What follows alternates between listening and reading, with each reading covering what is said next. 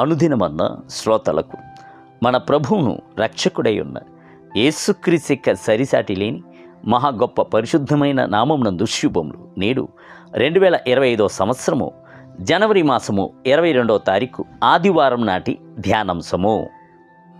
మధురమైన ఫలము.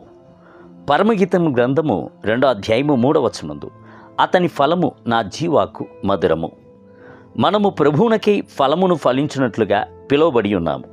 విస్తారమైన ఫలములను అదే సమయమునందును మధురమైన ఫలములను మనము ఆయనకు ఫలించున్నట్లుగా నేడు తీర్మానించుదుముగాక.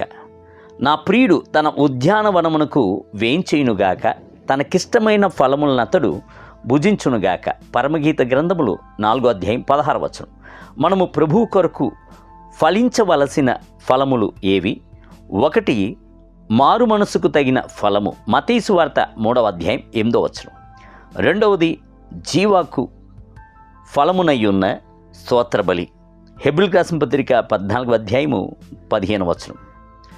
మరియు ఆత్మఫలము, గలతీయులకు రాసిన పత్రిక 5వ అధ్యాయం 22వ వచనం అను మొదలగునవే. ఇజ్రాయేలీయులను గూర్చి ప్రభు దుఃఖముతో సెలవిచ్చిన మాట, ఇజ్రాయేలు ఫలించని ద్రాక్షావల్లి, అది తనకు తానుగానే ఫలించును. కొన్ని చెడ్డ ఆవులు తన యొక్క పాలను తానే త్రాగును. అదే విధముగా కొందరు విశ్వాసులు తమ యొక్క సంపదను తమ ఇష్ట ప్రకారముగా ఖర్చు పెట్టుదురు. పొరుగువారిని గూర్చి కొంచెము కూడాను అక్కరును చూపించకుందురు. సువార్త పరిచర్య కొరకు ఇచ్చుటను లేదు. ప్రభు యొక్క నామ మహిమ పరచబడుటకు ప్రభువునకు చెందిన భాగమును ఆయనకు చెల్లించుటను లేదు. ప్రభు ఫలములను వెతుక్కుంటూ మీ వద్దకు వచ్చుచున్నాడు.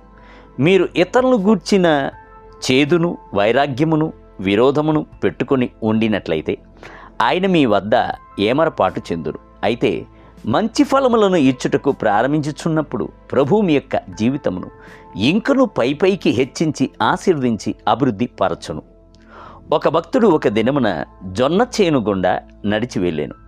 నడుచుచూనే, ప్రభా, నా జీవితం అంతయును ఫలము లేకుండా అమర్చబడి ఉన్నదే, మంచి ఫలములను ఇచ్చుటకు నన్ను వాడుకొనవా అని చెప్పి ప్రార్థించాను. ఆయన కనులను ఎత్తి పారజూచినప్పుడు అక్కడొక మామిడి చెట్టులో మధురమైన పండ్లు విస్తారముగా వేలాడుచుండుటను చూచాను.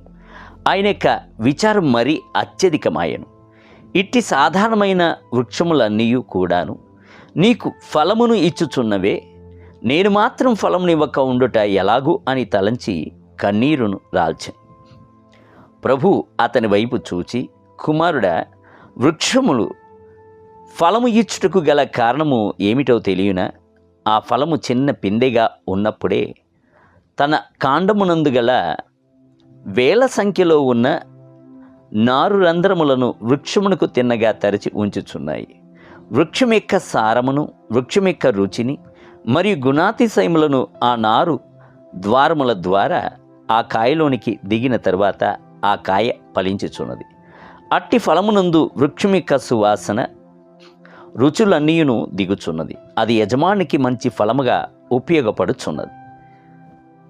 కాయ అనునది తన కాండమునందు గల వేవేల సంఖ్యలో ఉన్న నారులను వృక్షమునకు తిన్నగా మానక తెరచి ఉంచుచున్నట్లుగా మీ అంతరంగమునందు గల కిటికీలను పరలోకమునకు తిన్నగా తెరచి ఉంచుము.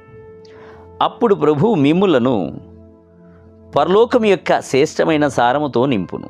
మీరు ఫలించువారుగాను ప్రభునకును ఇతరులకును ప్రయోజనకరము గలవారుగాను జీవించెదరు అని చెప్పాను. ఆ దినము మొదలుకొని ప్రభునకు మధురమైన ఫలమును ఫలించు రహస్యమును ఆ భక్తుడు తెలుసుకొనెను. దేవుని బిడ్డలారా, మీరు కూడాను ఈ సంగతిని తెలుసుకొని ప్రభువు కొరకు మధురమైన ఫలములను ఫలించేదరా? నేటి ధ్యానమునకై యోసేపు ఫలించడి కొమ్మ, అతడు ఓట యొద్ద ఫలించడి కొమ్మ, దాని రెమ్మలు గోడపైకెక్కి వ్యాపించును. ఆదికాండం 49వ అధ్యాయము 22వ వచనం. నేటి వేద పఠనము ఉదయం నిర్గమకాండము 5, 6 అధ్యాయములు, సాయంత్రము మత్తయి సువార్త 14వ అధ్యాయము 22 మొదలుకొని 36 వచనము. ప్రభు మిమ్ములను దీవించునుగాక. ఆమేన్.